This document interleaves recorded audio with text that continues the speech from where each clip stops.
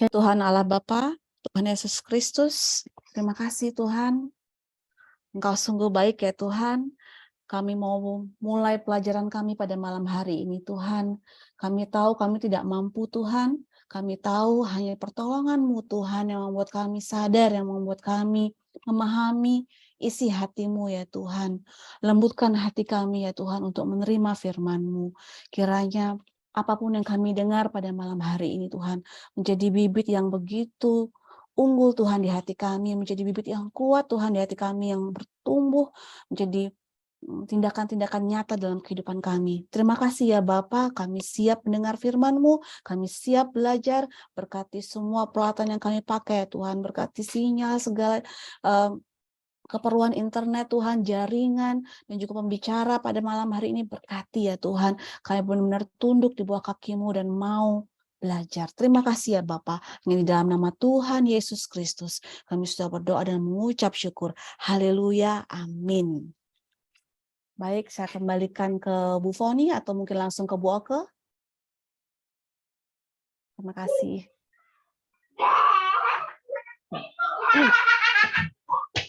Shalom wanita yang dikasihi Tuhan. Apakah suara saya dapat terdengar dengan jelas? Sudah. Oke, baik. Sebelumnya saya mohon izin untuk share screen terlebih dahulu.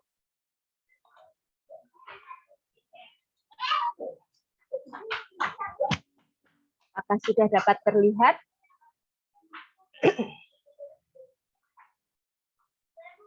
Masih muter Bu Oke, tapi ada back sound-nya di belakang Bu Oke ya.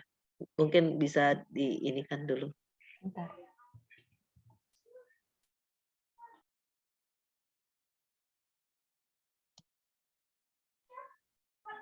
Ya, udah kelihatan? Sudah Bu, masih ada suara-suara lain tapi di belakangnya. Bentar.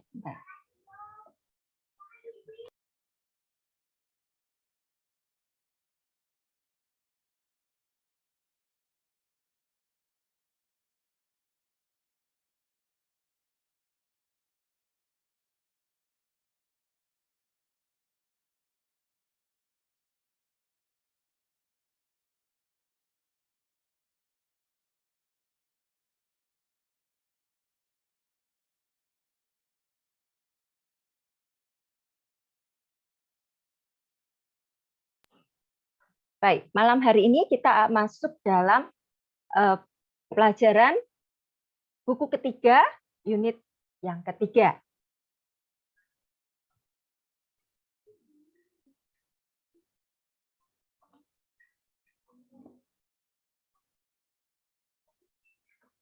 Judul pelajaran kita adalah Dia Memperbarui Anda.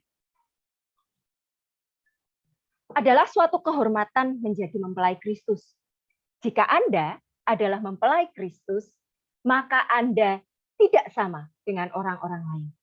Kristus memiliki rencana yang benar-benar berbeda untuk kehidupan Anda. Anda tidak bisa hidup seperti tetangga Anda yang tidak mengenal Tuhan. Anda berbeda, Anda spesial, dan telah dipisahkan untuk tujuan yang sangat khusus. Tujuan itu adalah tujuan yang kudus. Sama seperti benda-benda di bait suci Yerusalem yang telah dipisahkan untuk sebuah tujuan yang khusus. Nah, pernikahan kuno, ya, adat kuno pernikahan orang Yahudi, sebelum acara pernikahan, si mempelai wanita akan dibenamkan dalam sebuah ritual permandian yang disebut mikvah. Mikvah pernikahan adalah sebuah pengingat bahwa ketika dia menikah, maka seorang mempelai wanita meninggalkan kehidupannya yang lama dan dilahirkan kembali ke dalam kehidupannya yang baru sebagai seorang istri. Nah, kaitannya dengan hubungan kita dengan Kristus sebagai mempelai wanitanya, bagi mempelai Kristus, tindakan pembaptisan yang indah merupakan perlambangan tidak hanya untuk membersihkan dosa-dosa kehidupan lama, tetapi membenamkan juga dirinya ke dalam sebuah kehidupan yang baru. dipisahkan untuk mempelai laki-lakinya. Efesus 2 ayat 25 dan 26. Jadi landasan dari firman Tuhan pada pelajaran ini adalah Efesus 5 ayat 25 dan 26. Ini bukan kebetulan juga ya, saya dapat di unit ini ya, bukan milih unitnya, tapi karena waktu itu sempat bertukar jadwal dengan pengajar yang lain karena masalah tanggal tanggal available-nya ya. Jadi saya switch ke tanggal ini dan saya enggak nyangka gitu ya, ternyata saya dapat di Efesus 5 ayat 25 dan 26 ini. Efesus 5 ini merupakan landasan firman Tuhan ketika saya menikah dulu ya. Ketika pemberkatan nikah itu pendetanya menyampaikan firman Tuhannya dari Efesus 5 ini. Jadi waktu saya mempersiapkan unit 3 ini, saya benar-benar diberkati lagi ya. Jadi seperti diingatkan kembali pelajaran-pelajaran dan firman Tuhan yang dulu menjadi landasan dari pernikahan kami ya. Nah, ini ayat hafalan untuk minggu ini. Jadi di buku ketiga ini berbeda ya, karena ada ayat hafalan di dalam setiap pelajarannya. Jadi dengan hari ini maka sudah ada 3 ayat hafalan yang kita sudah hafalkan ya. Sebagaimana Kristus telah mengasihi jemaat dan telah menyerahkan dirinya baginya untuk menguduskannya, sesudah ia menyucikannya dengan memandikannya dengan air dan firman. Efesus 25b sampai Efesus 5 ayat 25b sampai 26. Nah, hari pertama kita akan belajar mikvah. Apa itu mikvah? Ya, mikvah adalah ritual permandian, ritual pembenaman di dalam air yang hidup, yaitu air yang mengalir sebagai lawan dari air yang diam. Maksudnya begini, air yang diam itu kalau misalkan air di dalam ember, air di dalam bak, itu airnya diam di dalam bak itu, ya. Dia enggak bergerak, mau bergerak, bergoyang-goyang, tetap airnya di situ, ya. Tetapi kalau air yang mengalir, air yang hidup, yang dimaksudkan air yang mengalir itu kayak misalkan di sungai, begitu ya, di pancuran, shower, gitu ya. Jadi airnya itu mengalir, ya, enggak diam. Nah, pada dasarnya mikvah bukanlah soal ketidaksucian, tetapi soal pertemuan manusia dengan kuasa yang kudus. Nah, makanya kenapa enggak di air yang diam? Kalau di air yang diam ketika dibasuh kan kotorannya tetap di situ ya. Kotorannya tetap di situ ya. Nempel lagi, kita kena kotornya lagi gitu. Makanya mengalir. Jadi ketika dibersihkan, dibenamkan, kotorannya pun akan mengalir, akan juga ikut dengan air ya, berpindah gitu ya. Nah, semua orang yang beralih iman ke Yudaisme harus membenamkan diri mereka di dalam mikvah, menandai kelahiran mereka sebagai anggota dari bangsa Israel.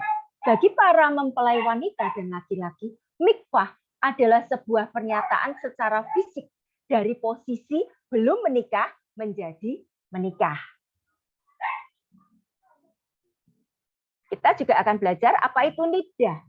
Selama masa menstruasi dan 7 hari sesudahnya, jadi sesudah menstruasi itu selesai, dihitung mulai dari hari terakhir, gitu ya, darah masih terlihat, ya. Kemudian 7 hari kemudian, seorang wanita dinyatakan nidah. Nidah berasal dari kata nadat, yang artinya dipisahkan. Dan dia bersama suami berhenti dulu melakukan kontak seksual. Setelah masa nidah, ya, kemudian akan dibenamkan di dalam mikvah dan seorang wanita tidak lagi nidah kalau sudah dibenamkan dalam mikvah ya. Dan dia beserta suaminya diizinkan untuk saling mendekat kembali. Wow, ini luar biasa sekali ya. Berarti setelah 7 hari gitu kan dari nidah ini, bukankah itu sudah mulai hitungan masuk masa subur ya kalau wanita ya. Jadi ketika dia bisa mendekat kembali dengan suaminya, ya itu bisa menghasilkan buah cinta mereka ya kan, bisa menghasilkan keturunan yang ilahi, keturunan yang saleh gitu ya.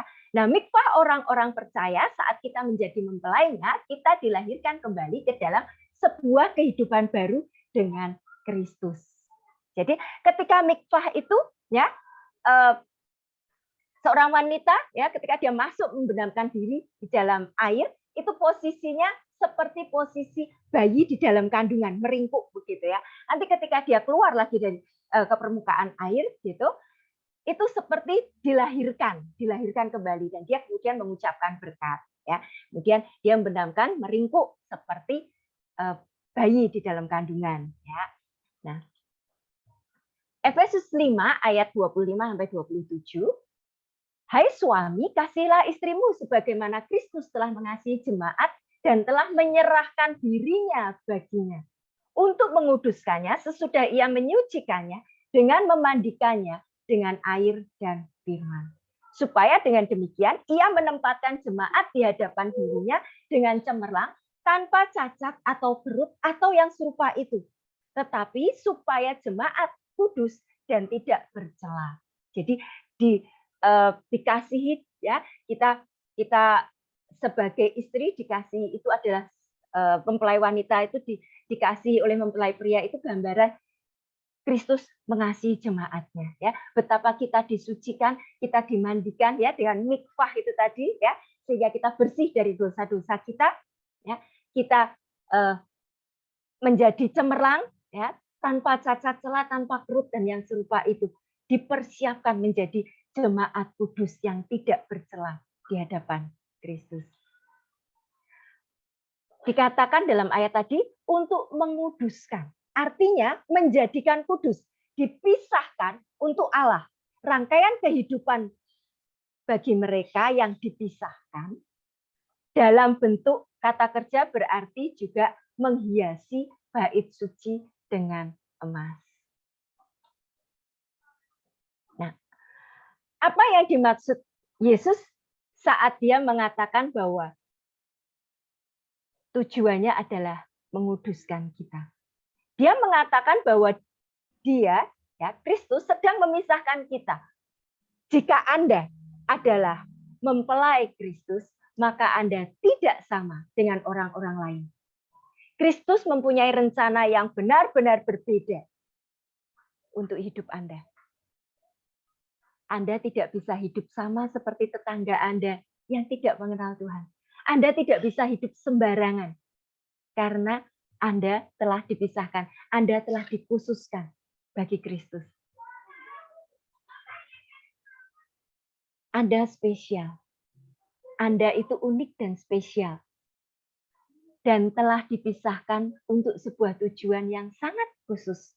Itu adalah tujuan yang kudus, sama seperti benda-benda di bait suci Yerusalem telah dipisahkan untuk sebuah tujuan yang khusus. Nah, sebagai contoh ya, dipisahkan atau untuk tujuan yang khusus, sebagai contoh sikat gigi. Tentu di rumah kita, di kamar mandi kita, atau mungkin di wastafel, ada sikat gigi. Sikat gigi kita masing-masing ya, yang kita pakai untuk menyikat gigi kita. Ya. Pasti ada sikat gigi, enggak cuma satu gitu kan. Pasti setiap orang punya sikat giginya sendiri di rumah Anda kan. Nah, sikat gigi ini dikhususkan untuk menyikat gigi Anda. Anda nggak mungkin kan dengan sikat gigi itu Anda pakai untuk menyikat toilet. Sekalipun toiletnya ini baru gres, belum pernah dipakai buang air. Anda nggak mungkin pakai sikat gigi Anda untuk menyikat toilet dan kemudian memakainya lagi untuk gigi Anda. Kalau sudah dipakai untuk toilet, ya sudah pasti akan turun untuk menyikat toilet saja. Nggak mungkin dipakai untuk menyikat gigi kita. Ya. Nah, begitulah kita ya dikhususkan. Dan bahkan sikat gigi itu menjadi pribadi buat kita. Hanya kita yang pakai, kita nggak mungkin sharing. Sharing sikat gigi kita pakai bersama, mungkin dengan anak kita, dengan suami kita, dengan orang tua kita, dengan saudara kita. Nggak mungkin kan? Pasti satu sikat gigi untuk Anda, ya Anda saja yang pakai. Begitulah gambarannya. Anda dipisahkan untuk satu tujuan yang khusus. Spesial, hanya Anda. Dipersembahkan untuk Tuhan. Anda dipisahkan dan telah dipersembahkan untuk Tuhan.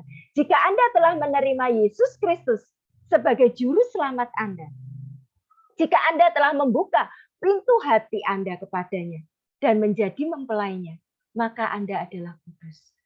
Anda dipisahkan khusus bagi Kristus. Spesial ya, kita spesial, khusus untuk Kristus dan hanya kita, gitu kan? Khusus ya. Nah, bagaimana dengan respon saya? Karena aku dipisahkan untuknya, untuk Kristus, aku tidak akan mengikat diriku dengan perbuatan-perbuatan yang tidak kudus. Saya akan berkelakuan sesuai dengan tujuan saya. Nah, kisah Ratu Elizabeth kembali diceritakan oleh Ibu Denis, ya. Dia ulang kembali, sepertinya dalam perjalanan pelajaran kita juga sudah pernah ada ya. Nah, ini diceritakan kembali. Ya. Ratu Elizabeth, ya, ketika dia akil balik, ya ABG begitu, beranjak remaja, masuk usia belasan, gitu ya, usia teenager, ya. Dia berbuat nakal, ya. Nah, ini pasti banyak ya di antara mungkin anak-anak kita, nggak usah jauh-jauh deh, mungkin kita sendiri aja ya. Kita udah pernah melewati masa ABG, sudah pernah melewati masa akil balik, pernah melalui masa teenager, ya kan? Kita mungkin juga melakukan kenakalan-kenakalan begitu ya. Mungkin kita mulai membantah, mulai ngeyel gitu ya, mulai mungkin iseng-iseng begitu kan, iseng godain, ngerjain gitu kan. Nah, sehingga pengasuh dari Ratu Elizabeth ini udah nggak tahan lagi dengan kenakalannya Elizabeth kecil ini ya. Dan dia mendudukkan Elizabeth dan dia katakan, ketahuilah, kamu adalah Ratu Inggris di masa yang akan datang. Jadi, bertindaklah, bertingkah lakulah sebagaimana selayaknya seorang ratu. Kata-kata ini nancep gitu ya pada Elizabeth cilik gitu ya. Jadi cep gitu. Mungkin dia kaget juga ya, disadarkan ya. Dan karena peringatan dari pengasuhnya itu yang membuat atau membukakan gitu ya, Ratu Elizabeth ini kemudian dia mulai saat itu dia memperbaiki perilakunya, dia bertindak sebagaimana seorang ratu.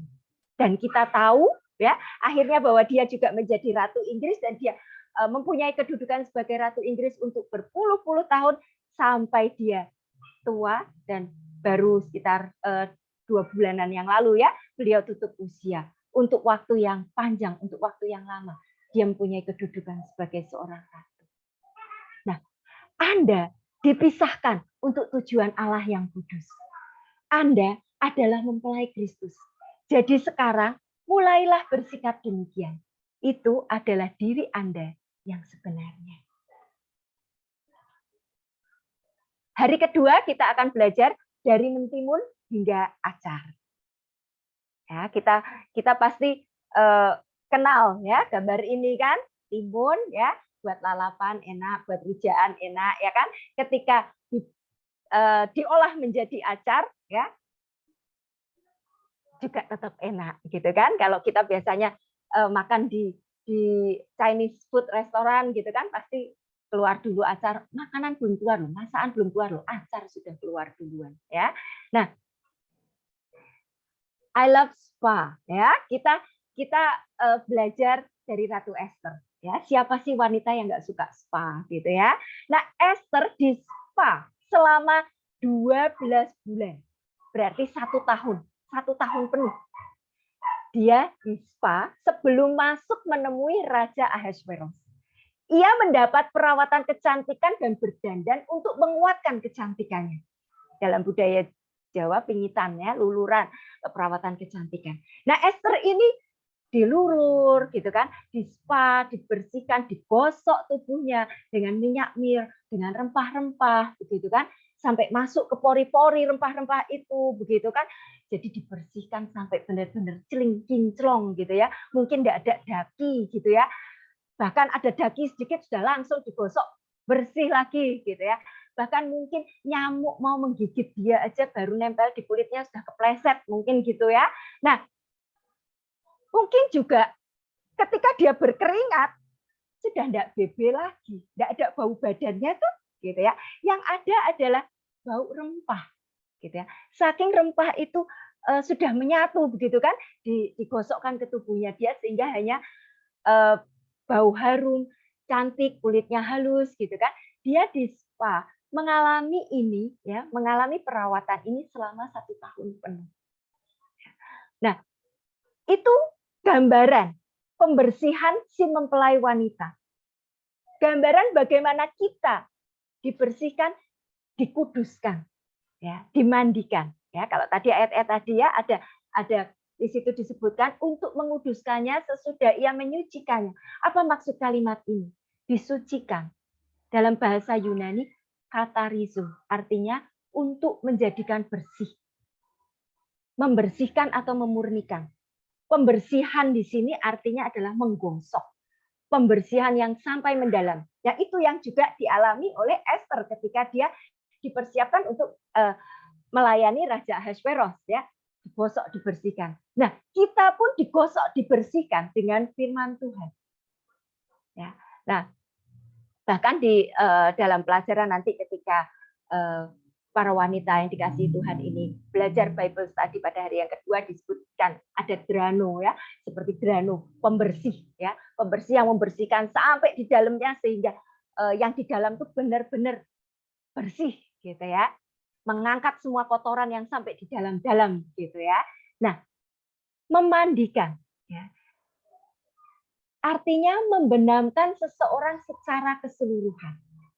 Kristus membenamkan kita dengan air dan firman. Kristus adalah air kehidupan. Kristus membersihkan dan memurnikan hidup Anda. Ini bukan sekedar cuci tangan rohani dan kemudian Anda bisa pergi. Bukan, ya. Benar-benar dibersihkan sampai ke dalam-dalamnya. Dibersihkan dari dosa-dosa masa lalu Anda, dari kehidupan lama Anda, dibersihkan dari kebiasaan-kebiasaan lama Anda. Benar-benar Anda dibersihkan, dibenamkan. Ya. Ini gambaran yang bisa kita ingat ya, itu adalah seperti pembaptisan gitu ya, dibersihkan, dibenamkan dalam air. Nah, ilustrasi buah mentimun dan acar. Kita tahu buah timun, kita tahu rasanya, ya. Kita kadang pakai timun juga untuk perawatan kulit kita, mungkin ada yang tempel di mata gitu ya, untuk memasker mata kita, untuk menyejukkan mata kita gitu ya. Mungkin kita pakai buat lalapan, kita pakai buat rujaan gitu ya, atau mungkin kita pakai buat snack, mungkin kita cemilan buah timun begitu ya. Nah, ambillah timun ya, tenggelamkan di dalam air asin, air garam gitu ya, ditenggelamkan untuk beberapa waktu lamanya. Apa hasilnya? Timunnya tetap sama, mungkin berubah sedikit penampakannya dari luar. Tapi yang terutama di dalam, rasa timun ini jadi asin. Tetap timun, tetap bisa dimakan, tapi punya nama baru dan digunakan untuk tujuan yang berbeda. Ya, bandingkan dengan kehidupan kita. Ya, kita tetap hidup kita tetap diri kita, tapi kehidupan kita sudah berubah ketika kita dibenamkan dalam air dan firman oleh Kristus. Tetap nih, gitu ya, penampakannya ya tetap. Misalkan oke, ya tetap oke nih penampakannya ya oke, gitu kan. Tetapi ada yang berbeda, ada yang berubah, ya. Seperti acar berubah di dalamnya, timun itu rasanya udah beda, gitu kan. Nah, begitu juga hidup kita, di dalamnya udah beda. Mungkin ketika disakiti, kalau dulu memaki-maki, segala kata-kata sia-sia keluar, tapi setelah dibenamkan dalam air dan firman oleh Kristus, ketika ada yang menyakiti kita, ada yang mengkhianati kita, yang keluar bukan lagi kata sia-sia, tetapi pengampunan, tetapi tetap ada kasih, tetap ada berkat yang keluar. 2 Korintus 5 ayat 17 di sana dikatakan ya bahwa kita menjadi ciptaan baru di dalam Kristus. Nah, Roma 6 ayat 4 ini bicara tentang pembaptisan ya. Ketika kita dibenamkan dalam air dan firman, ini pembaptisan. Dengan demikian, kita telah dikuburkan bersama-sama dengan Dia oleh baptisan dalam kematian. Supaya sama seperti Kristus telah dibangkitkan dari antara orang mati oleh kemuliaan Bapa, demikian juga kita akan hidup dalam hidup yang baru. Tuhan Yesus yang hidup dan penuh kuasa tinggal di dalam diri Anda. Maka sistem operasi tubuh Anda yang lama menjadi kacau. Ya, karena kita sudah dibersihkan, kita sudah rasanya tidak bisa lagi mau kalau dulu kata sia-sia bisa keluar dari mulut kita dengan entengnya. Sekarang nggak bisa, rasanya lidah ini kaku gitu. Yang bisa dalam hati kita bukan lagi membenci ataupun marah-marah, tetapi kasih, tetapi pengampunan. Ya, kita tetap bisa mengasihi, kita tetap bisa mengampuni.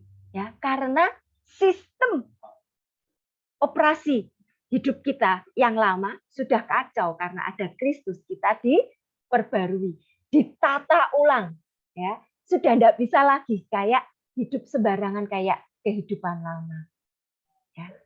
Jadi Kristus telah memandikan kita, membenamkan kita dalam Kristus dan firman-Nya. Dan kita akan menjadi pribadi yang baru, ciptaan yang baru, cantik dan berharga di mata Kristus. Layak menjadi mempelai wanitanya. Kita sekarang memiliki kehidupan Kristus. Kita adalah ciptaan yang baru. Kita tidak bisa hidup mengikuti cara hidup kita yang lama. Marilah bertingkah laku selayaknya sebagai pribadi baru, ciptaan baru, mempelai Kristus. Sekarang kita dapat bersikap menurut identitas baru kita di dalam Kristus. Kita tidak lagi menjadi budak hidup lama, yaitu diri kita sendiri, daging kita. Ya, karena kita sudah dibersihkan, kita sudah dikuduskan. Ya, kita sekarang menjadi manusia baru, punya identitas baru. Ya. Hari yang ketiga, kita akan belajar air, hujan, dan rema.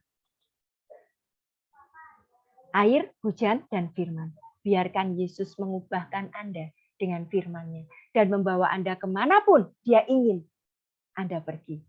Sehingga air dan firman-Nya bisa menyucikan dan membersihkan Anda melalui baptisan air. Air dalam Efesus 5 ayat 26 adalah hudatos. Ini adalah air hidup yang mengalir, bukan air yang diam. Secara spesifik mengacu pada air hujan. Ya, air hujan kan bergerak ya, mengalir ya, tidak diam gitu ya. Logos dan rema. Logos adalah ungkapan pikiran, firman Allah, kehendak Allah yang ternyatakan digunakan sebagai kesimpulan dari perkataan Allah.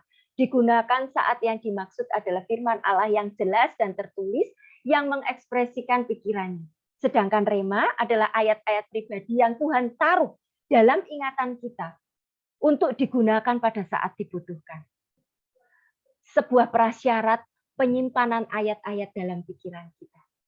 Seperti cahaya bola lampu yang bersinar di hati kita, menerangi hati kita. Ketika kita membaca firman-Nya, dan kemudian kita mendapat pengalaman, aha, sekarang aku tahu, aha, aku mendapat sesuatu, aha, ini seperti ini maksudnya. Ini persis seperti yang aku alami dan ini menguatkan aku. Jadi itulah rema, memberikan pengalaman, aha, gitu ya, dalam kehidupan kita. Ya, kita mendapatkan iluminasi khusus dari Allah. Ketika kita mendengarkan firman Tuhan dan rasanya firman itu sakit untuk daging kita, maka sesungguhnya firman itu sedang menggosok dan membersihkan bagian dalam kita. Firman itu telah menjadi rema dalam hidup kita. Bukankah firman Tuhan seperti pedang bermata dua? Ya. Saya ambilkan ayatnya di Ibrani 4 ayat 12. Ya, di situ dikatakan, sebab firman Allah hidup dan kuat dan lebih tajam daripada pedang bermata dua manapun. Ia menusuk amat dalam sampai memisahkan jiwa dan roh. Ia sanggup memisahkan jiwa dan roh, sendi-sendi dan sumsum. Ia sanggup membedakan pertimbangan dan pikiran hati kita. Jadi sendi dan sumsumnya itu bisa dipisahkan. Jiwa dan roh, ya itu apalagi kalau kadang kita kan sebutnya jasmani dan rohani lah, terus jiwanya di mana? Nah, jiwa itu ya include di dalam roh dalam rohani, gitu kan. Nah, itu nggak bisa dipisahkan, ya. Bisa dibedakan pertimbangan dan pikiran hati kita. Betapa luar biasanya firman Tuhan, ya, itu bisa setajam itu bagi kehidupan kita. Ya. Allah mencintai Anda. Allah ingin berbicara secara pribadi kepada Anda. Maka berbisiklah kepadanya. Ini aku Tuhan. Aku ini hamba-Mu. Dan aku mendengarkan. Berfirmanlah. Curahkanlah sungguh-sungguh ke dalam hatiku. Hingga aku bisa berubah. Pulihkan hatiku ya Allah. Mungkin para wanita di dalam platform ini mungkin berkata, pengajarnya enak aja bisa ngomong gitu, ya. Enak aja karena tidak mengalami. Mungkin engkau sedang mengalami sesuatu yang pahit di dalam hidupmu. Mungkin engkau sedang mengalami masalah yang berat di dalam keluargamu. Dan engkau berpikir, wah, pelajaran ini benar-benar luar biasa, melambungkan aku, ya kan? Seperti aku merasa bahwa seandainya suamiku bisa seperti gambaran di dalam pelajaran ini. Tapi nyatanya enggak, gitu ya. Nah, nanti kita akan sampai ya pada pelajaran hari yang kelima ya, kaitannya dengan suami. Mungkin berpikir bahwa enak aja ngomong kayak gitu karena nggak ngalamin seperti saya. Percayalah, saat ini engkau sedang diproses oleh Allah.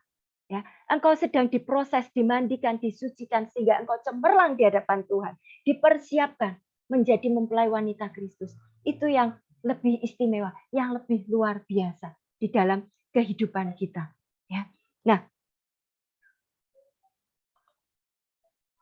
hari yang keempat kita akan belajar Anda adalah miliknya.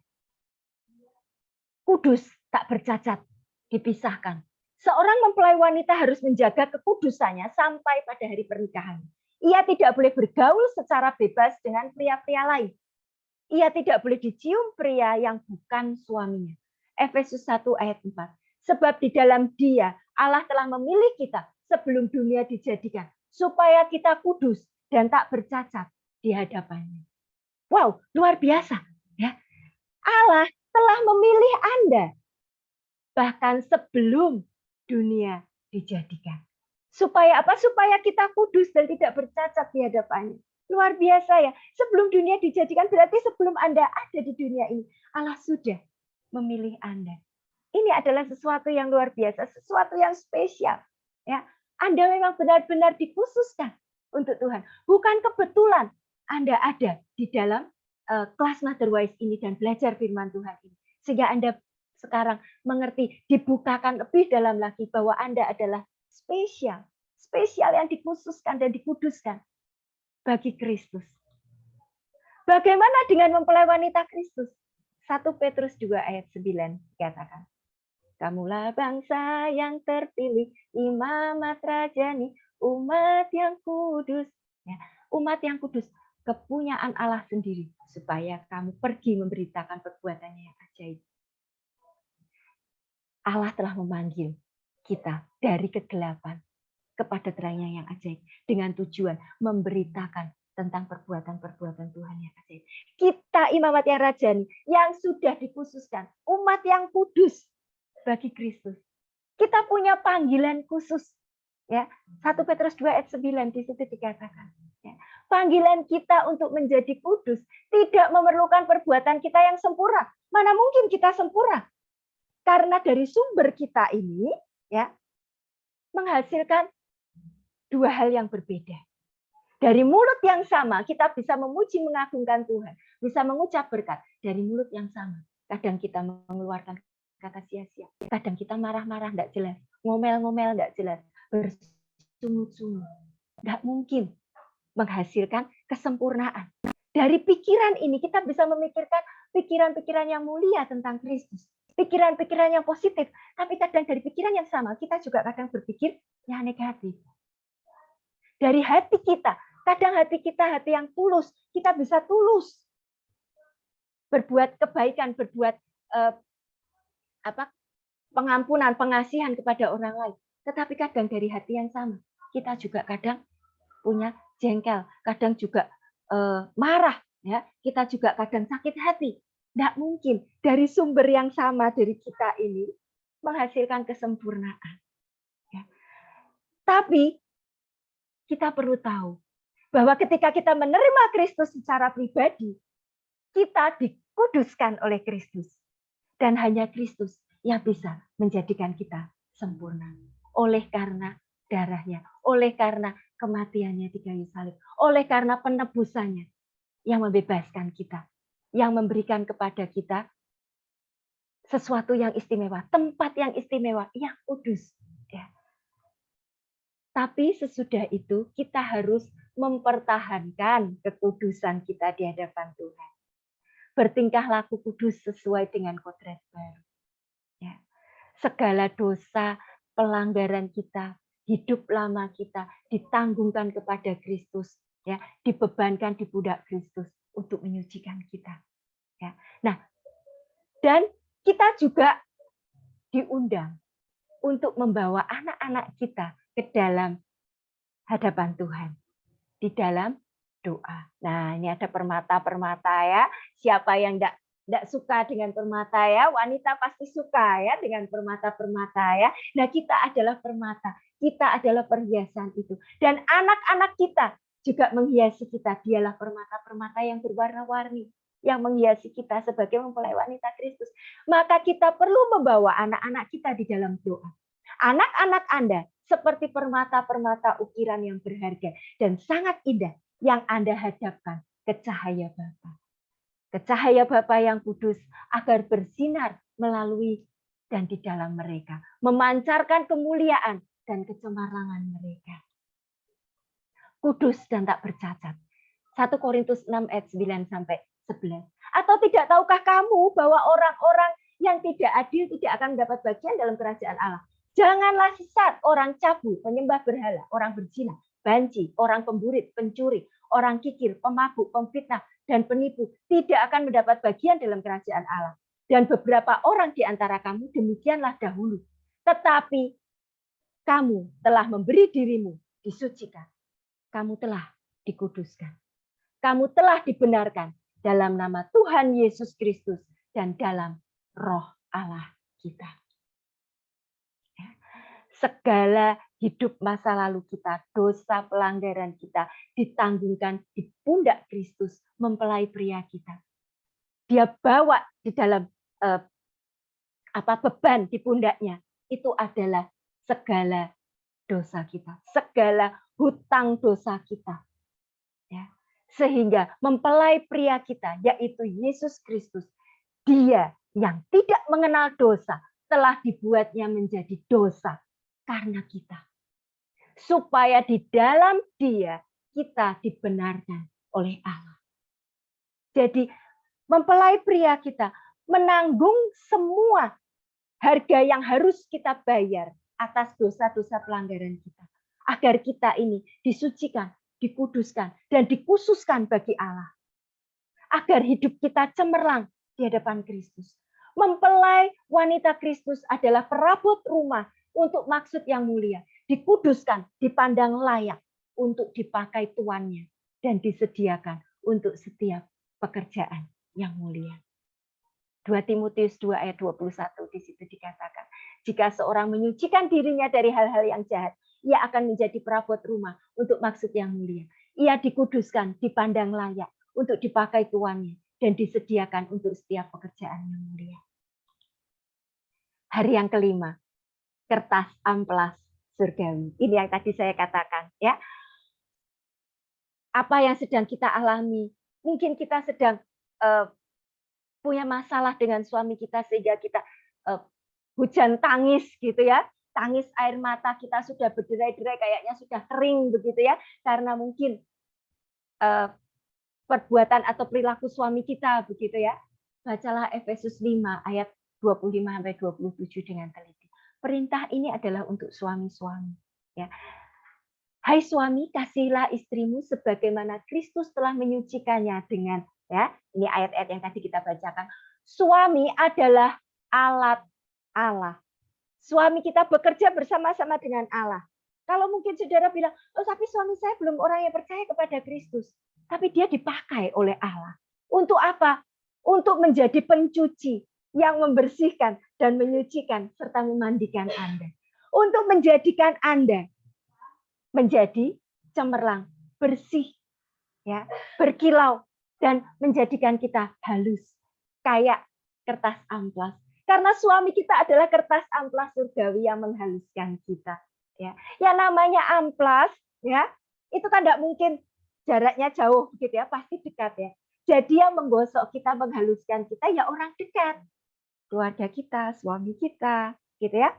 Nah, kan kalau amplas itu kan menggosok begini, pasti dekat dong, nempel, ya kan? Nggak mungkin jauh-jauh bisa gosok gini, bisa halus, nggak mungkin ya.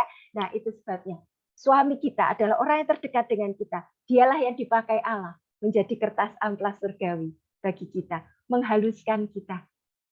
Jadi, jika suami menunjukkan cacat dan kesalahanmu, berpikirlah positif. Pahami bahwa tujuannya baik. Jangan sakit hati. Jangan memasukkannya dalam hati. Jangan kepahitan. Karena dia orang yang terdekat denganmu. Siapa orang yang berani mengatakan kesalahanmu? Mungkin orang lain masih berpikir lagi ya. Tapi suamimu, orang yang terdekat, dialah yang akan mengatakan dengan jujur ya kesalahan-kesalahan kita. Dialah orang yang berani memberitahukan kita ada apa dengan kita, perubahan apa yang terjadi pada kita. Ya. Jadi kalau itu adalah sesuatu yang mungkin, aduh, kata-katanya aku dengar di telinga itu sakit, gitu ya, sakitnya tuh di sini. Jangan disimpan dalam hati, wanita yang dikasihi Kristus. Itu adalah amplas surgawi. Ya. Mempelai wanita Kristus sedang diamplas, dihaluskan, supaya tanpa cacat celah, tanpa kerut dan yang serupa itu.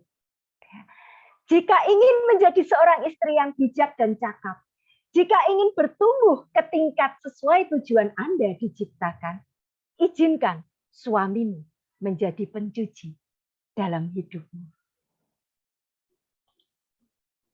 Status, identitas, dan tujuan baru. Kristus mengasihi Anda. Dia telah memilih Anda menjadi miliknya yang berharga dan dikasihi.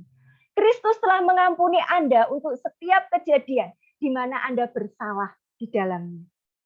Jika Anda memilih untuk menerima apa yang Yesus lakukan melalui suami Anda, maka hati Anda akan dipulihkan dengan cara yang mungkin tidak Anda pikirkan. Ketika kita dalam kehidupan lama kita, dalam keadaan kita bersalah, dalam keadaan kita berdosa, kita pikirkan lagi, seharusnya kita ini orang yang tidak layak, gitu ya, tidak layak untuk menerima kasih Kristus yang begitu agung dan mulia, tidak layak untuk diampuni, begitu ya. Tapi lihat apa yang dilakukan mempelai laki-laki. Dia menerimamu, dia menanggung di pundaknya segala beban, dosa, kesalahan, pelanggaran, dan hidup lamamu. Ketidaklayakanmu ditanggung di pundaknya. Dia mau menyucikanmu. Dia mau membersihkanmu, memandikanmu, memurnikanmu. Dia mau menebus dan membebaskanmu. Itu yang dilakukan oleh Yesus.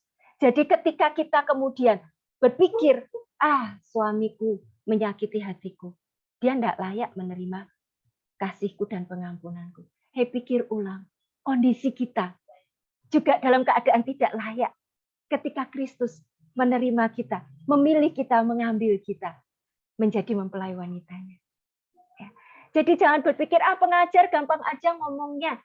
Ya, kami pun juga diproses. Ya. Nah, saya ketika sedang mengikuti pelajaran Motherwise ini untuk pertama kalinya, jadi untuk mengikuti kelas Motherwise untuk yang kali pertama mendapat pelajaran ini, saya pun diproses dalam rumah tangga saya dengan kejadian yang ada dalam rumah tangga saya ketika waktu itu suami saya ada perempuan idaman lain, begitu ya. Saya rasanya mau marah, begitu ya, sakit hati, gitu. Tapi saya benar-benar diproses. Saya dikuatkan dari pelajaran-pelajaran Mother Wise ini. Ya, untuk tidak menggunakan kedagingan saya, tetapi menggunakan manusia yang baru yang telah diperbarui oleh Kristus. Hanya membawanya kepada Kristus. Mungkin saya terlalu terikat, tertambat dengan suami saya, merasa bahwa sayalah pemilik atas dirinya. Dan saya disadarkan, pemilik atas dirinya adalah Yesus, adalah Tuhan Yesus Kristus sendiri. Jadi saya bawa dia kepada Kristus dalam doa. Ya. Saya tidak menyalahkan keadaan, saya tidak menyalahkan suami saya tidak menyalahkan wanita tersebut, tetapi saya hanya berpikir pada diri saya, ini adalah antara aku dan Tuhan. Proses antara aku dan Tuhan. Proses aku dimurnikan, proses aku diperbarui menjadi wanita yang baru. Dalam keadaan seperti itu, saya berpikir, suamiku dan perempuan ini adalah dalam keadaan, dalam kondisi yang tidak layak untuk menerima kasih saya, tidak layak untuk menerima pengampunan saya, tetapi saya berikan pengampunan, saya berikan kasih, karena saya mengingat betapa aku tidak layak di hadapan Kristus dalam kondisiku ketika Kristus memperbarui hidupku, mengubahkan aku, menyucikan aku, memandikan aku dan membenamkan aku dalam air dan firman-Nya.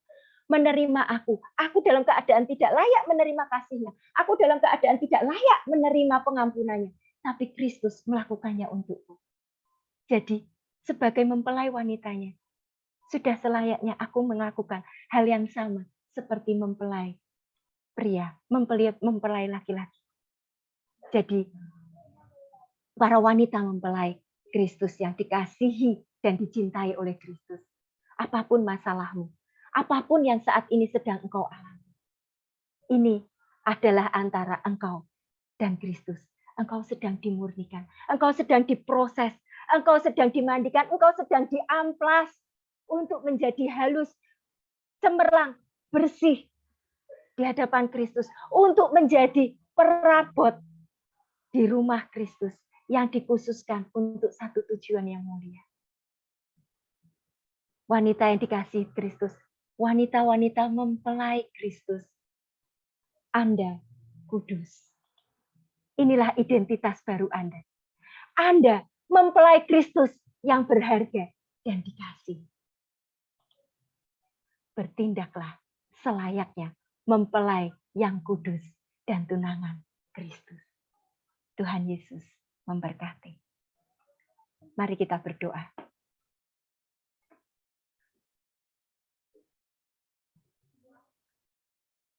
Tuhan Yesus, aku mengucap syukur karena kasih-Mu yang begitu besar, yang begitu dalam kehidupanku. Engkau menerima aku. Bahkan Engkau memilih aku sebelum dunia dijadikan. Untuk aku dikhususkan, dikuduskan bagimu. Tuhan Yesus, Engkau yang begitu mulia, begitu agung, dalam segala kemegahan di surga yang mulia, Engkau tinggalkan semua itu. Hanya untuk datang ke dunia, untuk aku. Untuk membayar dan menebus semua beban dosa, kehidupan lama, dan pelanggaran-pelanggaranku. Untuk menjadikan aku mempelai wanitamu yang kudus, tak bercacat, tanpa kerut, dan yang serupa dengan itu, tanpa cacat celah di hadapan Kristus. Aku mengucap syukur jika setiap pengalaman hidup, proses hidup yang aku alami di dalam keluargaku, di dalam rumah tanggaku, jika mungkin aku adalah seorang wanita yang lajang, yang belum bersuami, tapi aku boleh merasakan kasih Kristus melalui proses yang lain. Engkau melayakkan aku. Jika suamiku di dalam kehidupan rumah tanggaku telah menjadi amplas surgawi dalam hidupku, aku bersyukur Tuhan, Engkau mengizinkan itu terjadi. Semua itu adalah antara diriku dan Engkau sebagai mempelai Kristus. Terima kasih Tuhan, terima kasih. Engkau begitu agung dan mulia, dan aku tahu bahwa hidupku sekarang adalah tunangan Kristus, mempelai wanita Kristus. Aku dikhususkan, dikuduskan, dan aku berharga. Aku dicintai dengan begitu amat dalam oleh Engkau. Terima kasih Tuhan Yesus. Dan tolong aku untuk aku tetap menjaga kekudusan ini dalam kehidupanku. Untuk aku boleh tetap mempertahankan kekudusan ini. Sehingga aku tetap didapati oleh Engkau dalam keadaan layak, dalam keadaan cemerlang, tanpa cacat celah. Terima kasih Tuhan, terima kasih. Selesaikan apa yang Engkau sedang perbuat dalam kehidupanku, supaya aku boleh menjadi mempelai wanita Kristus yang layak untuk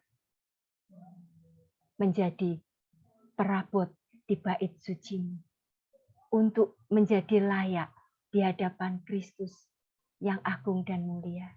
Saat kedatangan-Mu untuk kali yang kedua, Engkau mendapati aku dengan tetap setia dan tetap kudus. Aku boleh finish well dan menerima segala kemuliaan bersama dengan Engkau, Kristus. Di dalam nama Tuhan Yesus Kristus yang sudah mengasihi aku begitu dalam, aku berdoa dan mengucap syukur. Amin.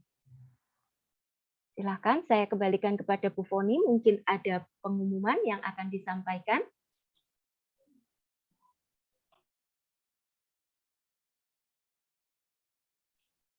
Atau mungkin Bu Feni selaku Ketua Panitia Natal, silakan saya kembalikan.